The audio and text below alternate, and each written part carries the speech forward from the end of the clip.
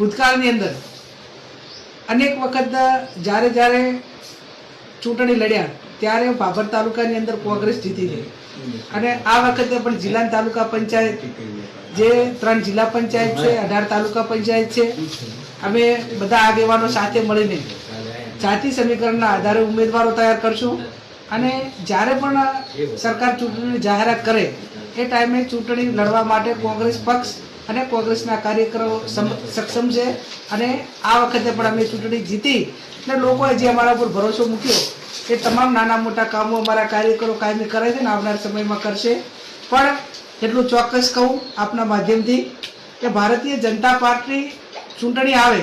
ત્યારે અનેક વખત વાયદા આપે છે અને જાહેરમાં કહે છે કે ભાઈ અમારી ચાલુ સરકાર છે એટલે કામો કરશું। ભૂતકાળમાં પેટા ચૂંટણીમાં જેટલા વાયદા આપ્યા હોય, ગામથી ગામને જોડતા રોડની વાત હોય, નવી કેનાલની વાત હોય, કેટલાકને બદલીની વાત હોય, તો